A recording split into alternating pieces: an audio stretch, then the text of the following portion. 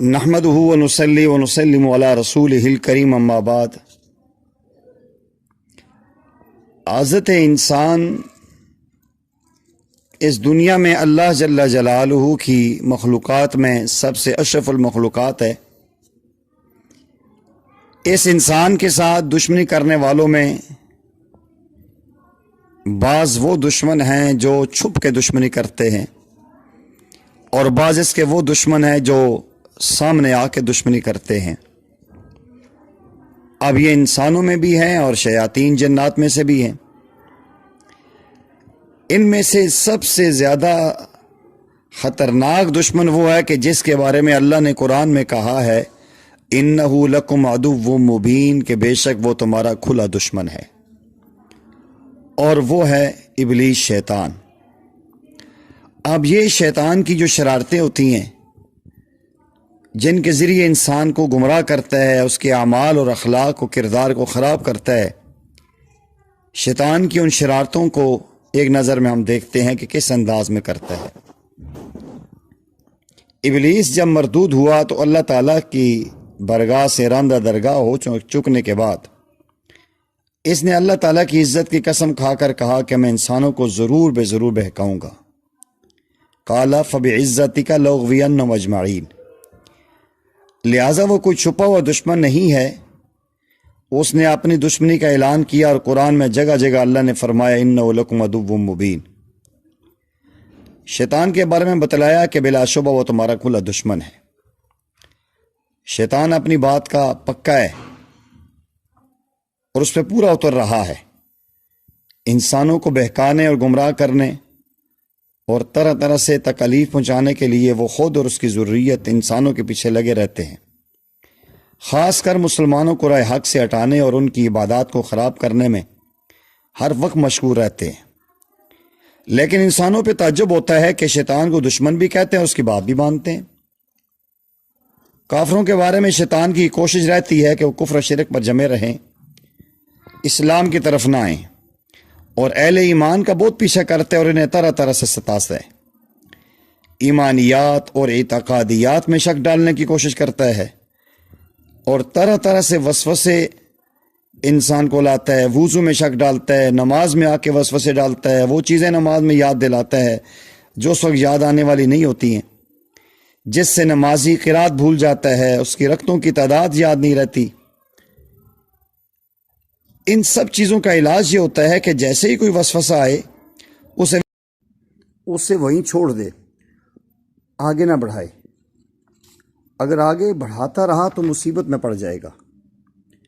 وساوس سے شیاطینی کی ایسی مثال ہے جیسے بھیڑوں کا چھتا ہوتا ہے، اس کو چھیڑ دو پھر بھیڑیں لپٹ جاتی ہیں اور پیچھا چھڑانا مشکل ہو جاتا ہے۔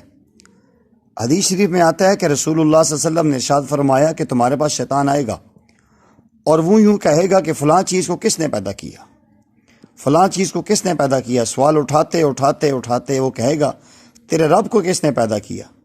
تو جب یہاں پہنچ جائے تو اللہ کی پناہ لے اور وہیں رک جا۔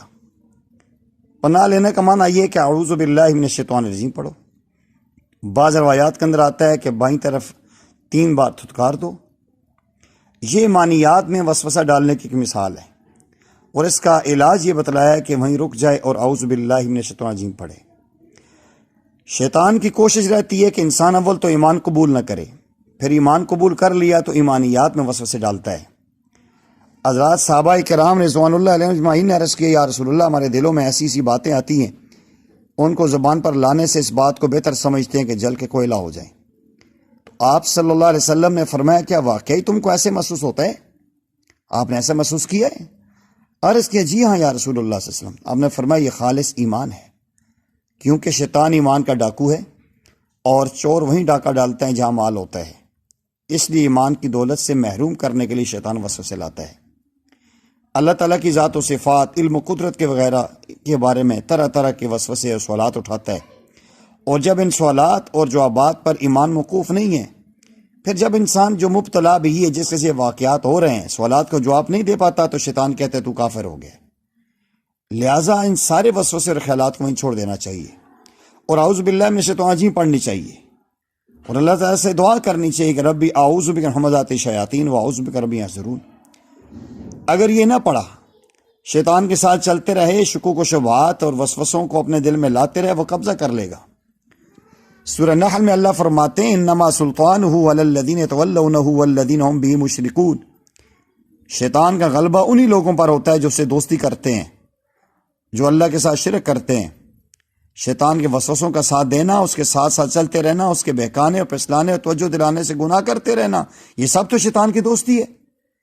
جتنی زیادہ شیطان سے دوستی ہوگی اسی قدر خیر سے محرومی ہوگی۔ یاد رکھنا، جن کی دوستی بہت زیادہ ہے وہ مشرک اور کافر ہوتے ہیں، اور جن کی دوستی حد کفر میں لے جانے والی نہیں ہوتی وہ دوستی بقدر فاسق ہوتے ہیں۔ شیطان کی یہ بھی کوشش رہتی ہے کہ بندے گناہ کریں اور توبہ نہ کرنے پائیں، اور گناہ کراتا رہتا ہے اور انسان کو سمجھاتا رہتا ہے کہ ابھی بڑی زندگی پڑی ہے، ابھی بڑھاپا کہاں ہے یار، ابھی تو بچے ہیں، جوان ہو گئے۔ شیطان کی بات ماننا دراصل یہ نادانی ہے۔ موت کا کس کو پتہ ہے؟ کیا ضروری ہے کہ بڑھاپے تک زندہ رہیں گے ہم لوگ؟ موت تو بچوں کو بھی آتی ہے، جوانوں کو بھی آ جاتی ہے، اچانک آ جاتی ہے۔ تو یہ شیطان کی بات ماننا یہ دشمن ہے، یہ بہت بڑی نادانی اور بے وقوفی ہے۔